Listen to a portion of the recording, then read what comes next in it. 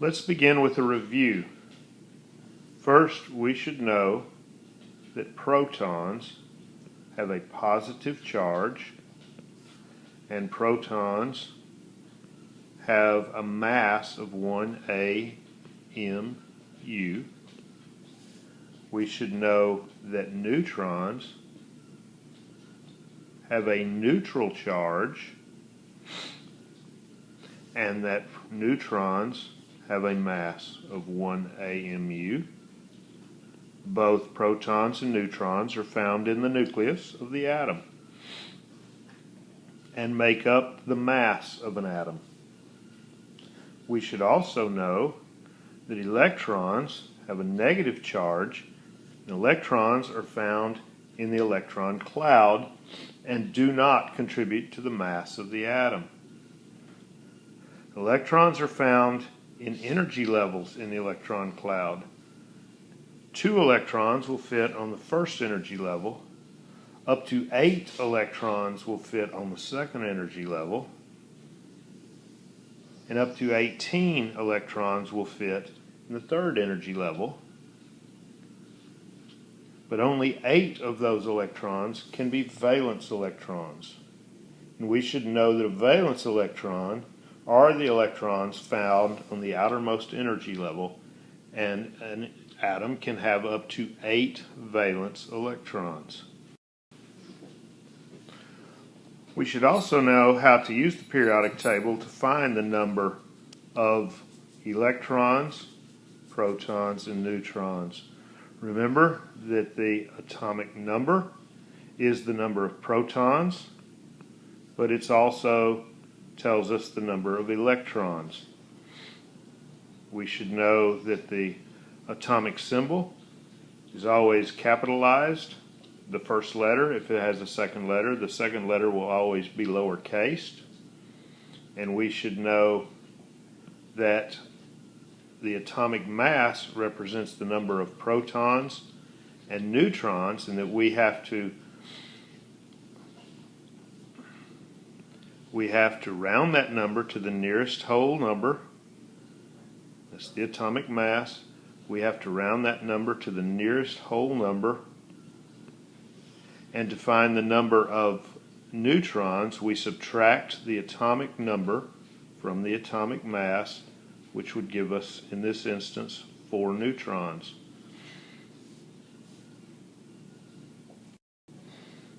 We should also know how to find the number of valence electrons in any of the elements on the periodic table by using the group number above the columns. We are interested in groups 1, 2, and then 13 through 18. Remember, in group 1, all of the elements in group 1 have 1 valence electron. All the elements in group 2 have 2 valence electrons. In group 13, they would have 3 valence electrons. We either use the 3A, or we can just take the 1 away from the 13 and we have 3. And all the way through group 18, which has 8 valence electrons, making them stable. Further, we should know that the periods, that there are 7 periods on the periodic table, and each element in a period, period 1 has 2 elements. Each element that in that period has 1 energy level in its electron shell. In period 2, each element in period 2 has 2 energy levels. Each element in period 3 has 3 energy levels, and so on. Remember that the periodic table is a tool for students and scientists to use to gather information about elements and groups of elements. The periodic table is broken down into 3 large categories. First, the metals. And the metals make up the vast majority of the periodic table. I'm going to outline the metals in red. All of these are metals. Notice that I am not choosing those elements next to the stair step there, with the exception of aluminum. Aluminum is included as a metal, And down at the bottom, the actinide and lanthanide series are also all metals. Second group that we have are the nonmetals. I'm going to outline those in blue. The nonmetals, first, hydrogen in group 1 is a nonmetal. Really doesn't fit over there very well, other than it has one valence electron. And then on the far right of the periodic table, everything that's not in contact with the stair step are nonmetals. And between the metals and the nonmetals, we have the metalloids. The metalloids are everything in contact with the stair step, with the exception of aluminum, which is a metal. So all of these elements in contact with the stair step are metalloids.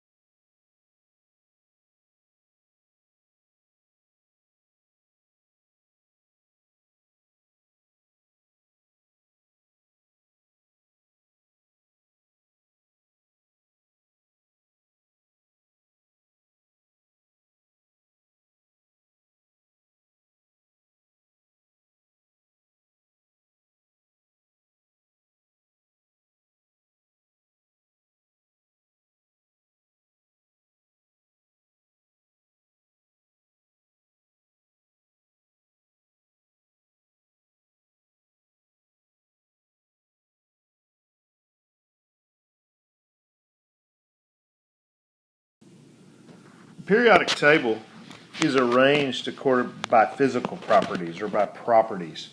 And in each group, groups 1 through 18, each group has very similar physical properties.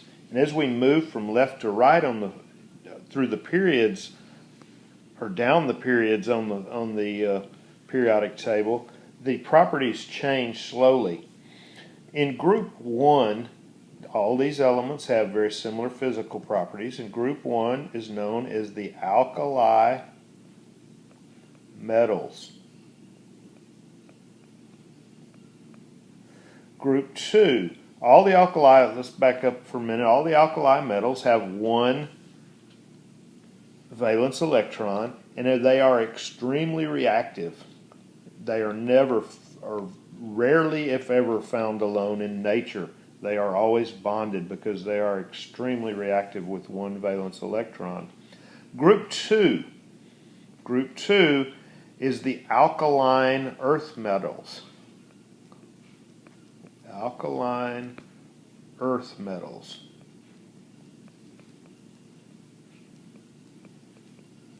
The alkaline earth metals are also reactive. They have two valence electrons.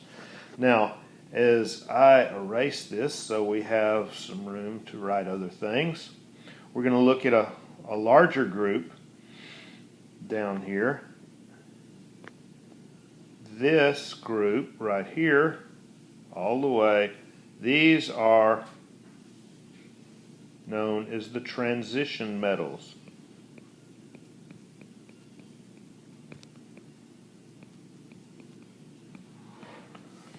All right. Then we go over here and remember the stair step is along the stair step are the, whoops, I forgot aluminum as usual. Along the stair step are the metalloids, but this group right in here, including aluminum, gallium, down here to bismuth, these are known as other metals.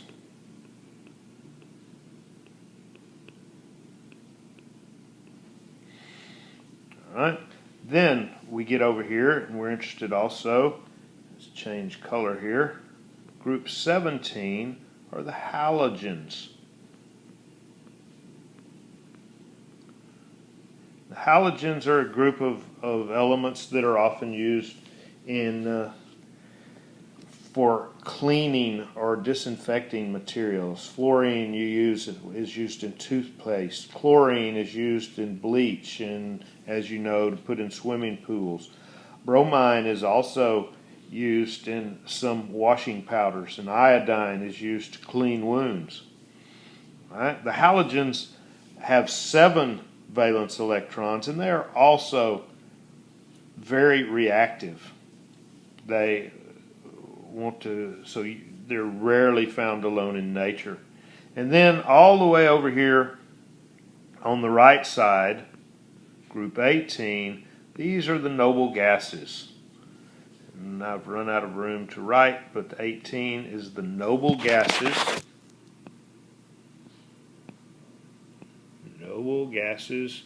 And they have a full outer shell. They have 8 valence electrons, so they are found alone in nature. And you're aware of some of these gases. Helium, we fill balloons up with. Neon and argon are found in lighting fixtures. So these are the groups of the periodic table. Down at the bottom, we have 2 groups called the lanthanide series and the actinide series. And these are known as the rare earth elements. Most of these elements in the rare earth elements in both the lanthanide and actinide series are synthetic. They are made in nuclear reactions. They're not found in nature. And we've talked about that. If it has an atomic mass that is a whole number, it is a synthetic element. And so that's our lesson for today over the periodic table.